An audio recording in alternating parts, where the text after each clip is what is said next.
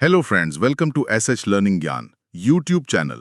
आज हम भारत के भूगोल यानी ज्योग्राफी की एक गहरी पड़ताल करने वाले हैं। हम सब ने स्कूल में भारत के नक्शे के बारे में पढ़ा है ना। हाँ बिल्कुल। जैसे क्षेत्रफल लगभग 32 लाख वर्ग किलोमीटर और जो हमारी कोस्ट लाइन मतलब तट रेखा है वो करीब 7,500 किलोमीटर। लेकिन क्या हो अगर मैं कहूं कि इनमें से एक बहुत ही फंडामेंटल आंकड़ा अब पूरी तरह से बदल चुका है। बिल्कुल। और ये सिर्फ एक आंकड़े का बदलना नहीं है, ये दिखाता है कि टेक्नोलॉजी कैसे मतलब हमारे देश की समझ को ही बदल रही है। सही कहा। आज हम भारत के नक्शे को सिर्फ लाइंस और नंबर्स की तरह नहीं बल्कि एक स्ट्रेटेजिक और कह सकते हैं जीती जागती कहानी की तरह देखेंगे। ये समझेंगे कि ये सरहदें, ये अक्षांश और देशांतर रेखाएं जमीन पर क्या मायने रखती हैं। तो हमारा मिशन साफ है, उन तथ्यों के पीछे की कहानी को समझना जो शायद हमारी पाठ्य पुस्तकों में अभी तक अपडेट नहीं हुए हैं। चलिए शुरू करते हैं भारत के विशाल आकार और दुनिया के नक्शे पर इसकी स्थिति से। ठीक है। हम जानते हैं कि भारत दुनिया का 7वां सबसे बड़ा देश है, पर इस 7वें सबसे बड़े का असल मतलब क्या है? ये एक बहुत बहुत जरूरी सवाल है। 3.28 मिलियन वर्ग किलोमीटर का क्षेत्रफल जो दुनिया की कुल जमीन का लगभग 2.4% है, ये सिर्फ एक नंबर नहीं है। अच्छा। इसका मतलब है जबरदस्त विविधता। आप देखिए, एक तरफ हमारे पास हिमालय के बर्फीले पहाड़ है तो दूसरी तरफ थार का रेगिस्तान है। और चेरापूंजी भी है जहां दुनिया की सबसे ज्यादा बारिश होती है। एकदम सही। और दूसरी तरफ लद्दाख का ठंडा रेगिस्तान। तो ये जो विशाल आकार है यही इस विविधता का आधार है। और मैं सोच रहा था इस आकार की वजह से शासन चलाना और इंफ्रास्ट्रक्चर बनाना भी एक बहुत बड़ी चुनौती होगी, है ना? बिल्कुल सही। देश के एक कोने से दूसरे कोने तक पहुंचना ही अपने आप में एक बड़ा प्रोजेक्ट है। हाँ। और इसी से जुड़ा है भारत का अक्षांशीय और देशांतरीय विस्तार, मतलब latitudinal and longitudinal extent. Okay. उत्तर में 37 डिग्री 6 N से लेकर दक्षिण में 8 डिग्री 4 N तक और पश्चिम में 68 डिग्री 7 E से लेकर पूर्व में 97 डिग्री 25 E तक। ये जो करीब 30 डिग्री का देशांतरीय फैलाव है, ये एक बहुत ही दिलचस्प प्रैक्टिकल समस्या पैदा करता है। आप समय के अंतर की बात कर रहे हैं। हाँ बिल्कुल, गुजरात के पश्चिमी छोर और अरुणाचल प्रदेश के पूर्वी छोर के बीच। हाँ, इन दोनों जगहों के स्थानीय समय में लगभग 1 घंटा 57 मिनट यानी करीब करीब 2 घंटे का अंतर है। 2 घंटे। जी, इसका मतलब है कि जब अरुणाचल में सूरज उग चुका होता है, गुजरात में तब भी अंधेरा होता है। और इसी वजह से कई सालों से पूर्वोत्तर भारत के लिए एक अलग टाइम जोन की मांग उठती रही है। ये तो बहुत दिलचस्प है। तो इस मांग के पीछे तर्क क्या है? क्या इससे कोई फायदा होगा? देखिए, इसके समर्थकों का कहना है कि एक अलग टाइम जोन से पूर्वोत्तर राज्यों में दिन की रोशनी का बेहतर इस्तेमाल हो पाएगा। मतलब बिजली की बचत होगी और लोगों की प्रोडक्टिविटी बढ़ेगी। हाँ, यही तर्क है। लेकिन इसका एक दूसरा पहलू भी है। अच्छा, वो क्या है? अगर देश में 2 टाइम जोन होंगे तो रेलवे, बैंकिंग और कम्युनिकेशन में बहुत बड़ी मुश्किलें आ सकती हैं। सोचिए, एक तरह का लॉजिस्टिकल केओस हो सकता है। समझ गया। मतलब एक तरफ फायदा है तो दूसरी तरफ बहुत बड़ी उलझन है। इसलिए इस पर अभी तक कोई सहमति नहीं बन पाई है। बिल्कुल। तो नक्शे पर खींची ये देशांतर रेखाएं सीधे सीधे लोगों की रोजमर्रा की जिंदगी और देश की इकोनॉमी पर असर डालती हैं। अब उन रेखाओं की बात करते हैं जो भारत के बीचों बीच से गुजरती हैं। कर्क रेखा और भारतीय मानक समय रेखा। हाँ, एग्जैक्टली। ये दो बहुत महत्वपूर्ण काल्पनिक रेखाएं हैं। कर्क रेखा यानी tropic of cancer 23 degree 30 north देश को लगभग 2 बराबर हिस्सों में बांटती है। और इसी वजह से दक्षिण का हिस्सा ट्रॉपिकल जोन में और उत्तर का हिस्सा सब ट्रॉपिकल जोन में आता है ना? एकदम सही। यही रेखा भारत के मौसम और जलवायु में विविधता का एक बहुत बड़ा कारण है। और ये 8 राज्यों से होकर गुजरती है। गुजरात, राजस्थान, मध्य प्रदेश, छत्तीसगढ़, झारखंड, पश्चिम बंगाल, त्रिपुरा और मिजोरम। लेकिन इससे भी ज्यादा दिलचस्प बात जो हमारे सोर्स बताते हैं वो भारतीय मानक समय IST रेखा से जुड़ी है।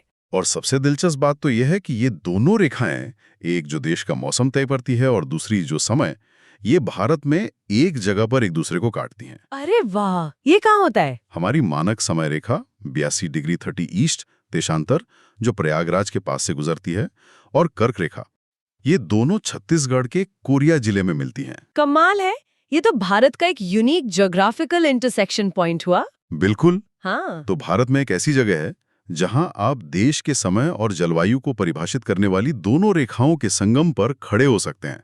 ये तो कमाल की बात है। हाँ, है तो। चलिए अब देश के केंद्र से किनारों की तरफ चलते हैं। भारत के एक्सट्रीम पॉइंट्स, मतलब इसके चारों कोनों की बात करते हैं। सबसे उत्तरी बिंदु कौन सा है? भारत का सबसे उत्तरी बिंदु है इंद्राकोल। ये काराकोरम रेंज में सियाचिन ग्लेशियर के पास स्थित है। सियाचिन ग्लेशियर, जो दुनिया का सबसे ऊंचा बैटलफील्ड भी है। हाँ, तो ये सिर्फ एक ज्योग्राफिकल पॉइंट नहीं, बल्कि एक बेहद स्ट्रेटेजिक लोकेशन है। सही कहा। और दक्षिणी बिंदु को लेकर अक्सर कंफ्यूजन रहता है। कुछ लोग कन्याकुमारी कहते हैं, कुछ इंदिरा पॉइंट। इसमें क्या पेच है? ये एक अच्छा सवाल है। अगर हम भारत की मुख्य भूमि मतलब मेनलैंड की बात करें, तो उसका सबसे दक्षिणी सिरा तमिलनाडु में कन्याकुमारी या केप कोमोरिन है। लेकिन अगर हम पूरे भारतीय संघ की बात करें, हाँ, अ यूनियन ऑफ इंडिया, जिसमें हमारे द्वीप समूह भी शामिल हैं, तो सबसे दक्षिणी बिंदु अंडमान और निकोबार द्वीप समूह के ग्रेट निकोबार द्वीप पर स्थित इंदिरा पॉइंट है। इंदिरा पॉइंट, इसके बारे में एक दुखद कहानी भी है ना? हाँ हमारे सोर्सेस बताते हैं कि इसका एक और नाम था और हाँ, 2004 की सुनामी ने इस पर गहरा असर डाला था। बिल्कुल।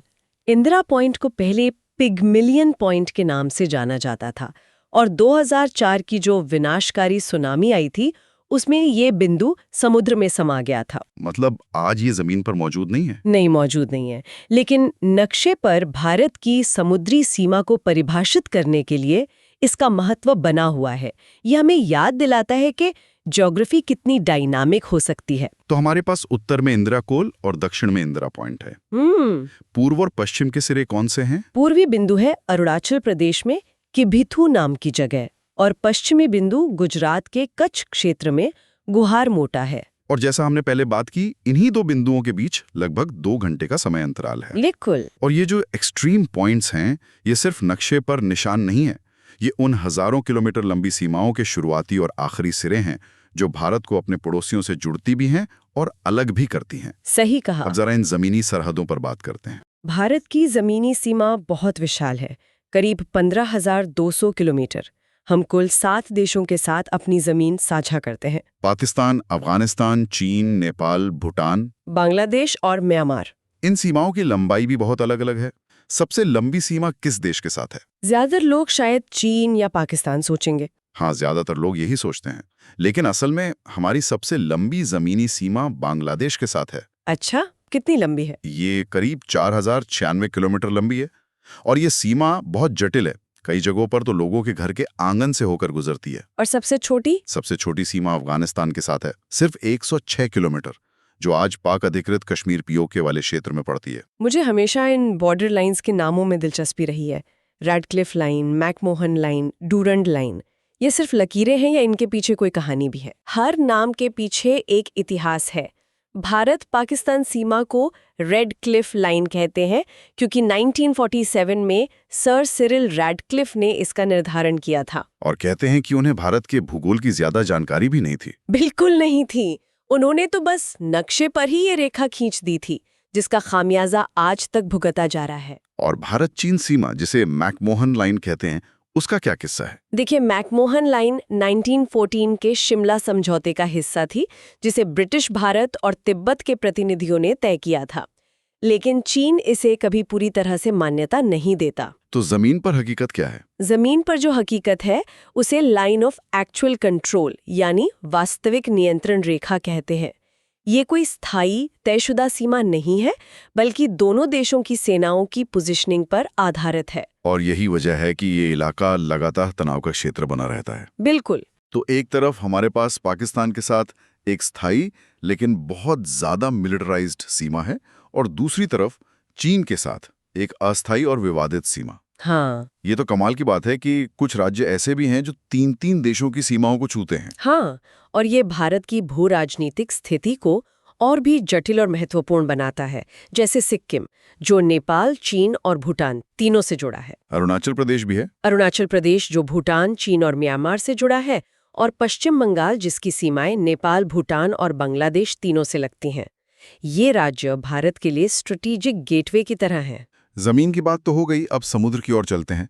यहीं पर वो सबसे बड़ा अपडेट छिपा है जिसका जिक्र हमने शुरू में किया था। हाँ, सालों से हम पढ़ते आए हैं कि भारत की तटरेखा, जिसमें अंडमान निकोबार और लक्षद्वीप भी शामिल हैं, की कुल लंबाई 7,516.6 किलोमीटर है। हाँ, ये वो आंकड़ा है जो हम सबकी जुबान पर है, लेकिन ये अब आधिकारिक तौर पर पुराना हो चुका है। पुराना हो चुका है। जी, हाल ही में नेशनल हाइड्रोग्राफिक ऑफिस यानी NHO ने सर्वे ऑफ इंडिया के साथ मिलकर इसका दोबारा आकलन किया है। एक मिनट, दोबारा आकलन मतलब हमारी कोस्टलाइन की लंबाई बदल गई है?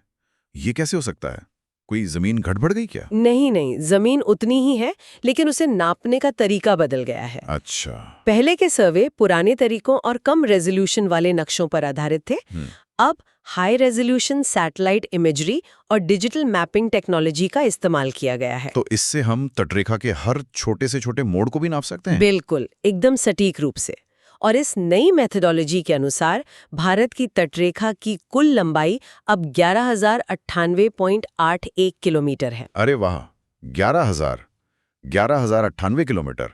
ये तो लगभग 3,500 किलोमीटर का इजाफा है। हाँ, बहुत बड़ा इजाफा है। ये तो मुंबई से चेन्नई जाकर वापस आने से भी ज्यादा है। ये सिर्फ एक एकेडमिक अपडेट तो नहीं होगा, इसके असली मायने क्या हैं? इसके बहुत गहरे स्ट्रेटेजिक और इकोनॉमिक मायने हैं।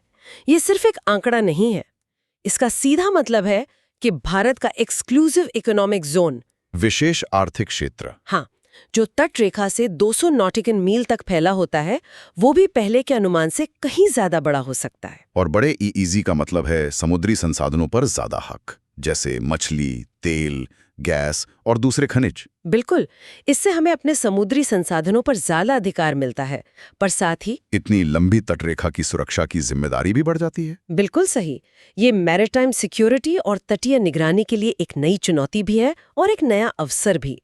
ये दिखाता है कि एक नंबर का बदलना देश की पूरी मैरिटाइम स्ट्रैटेजी को कैसे प्रभावित कर सकता है। और हमारे समुद्री पड़ोसी भी हैं, दक्षिण में श्रीलंका और मालदीव। सही कहा, श्रीलंका हमसे पाल्क स्ट्रेट और मन्नार की खाड़ी से अलग होता है और मालदीव लक्षद्वीप के दक्षिण में स्थित है। इंडोनेशिया और थाईलैंड भी हैं। हाँ, इंडोनेशिया और थाईलैंड भी हमारे समुद्री पड़ोसी हैं, जिनके साथ हम अंडमान सागर में अपनी समुद्री सीमा साझा करते हैं। तो आज हमने भारत के भूगोल को एक बिल्कुल नए नजरिए से देखा।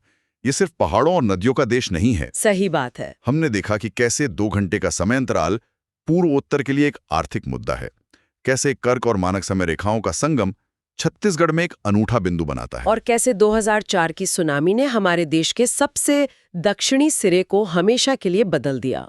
और सबसे बड़ी बात, हमने ये जाना कि भारत की तटरेखा हमारी सोच से हजारों किलोमीटर ज्यादा लंबी है, जिसके दूरगामी आर्थिक और सामरिक परिणाम होंगे। ये सारी बातें मिलकर भारत की ज्योग्राफी को एक स्टैटिक सब्जेक्ट से एक डायनामिक इवॉल्विंग स्टोरी में बदल देती हैं, जिसे टेक्नोलॉजी और इतिहास दोनों मिलकर लिख रहे हैं। बिल्कुल। तो आज की इस गहरी पड़ताल से एक बात तो साफ है कि भारत का नक्शा जितना हम समझते हैं उससे कहीं ज्यादा जटिल और दिलचस्प है। जाते जाते हम एक सवाल छोड़ जाते हैं। जरूर। भारत की इतनी विशाल जमीनी और समुद्री सीमाएं और खासकर हिंद महासागर में इसकी केंद्रीय स्ट्रैटेजिक लोकेशन, जहां से दुनिया का ज्यादातर व्यापार गुजरता है, भविष्य में भारत के लिए क्या नए अवसर और क्या नई चुनौतियां पैदा करती हैं, जी, इस पे जरूर सोचिएगा। Thank you for watching. If you like this video, please like, subscribe and comment.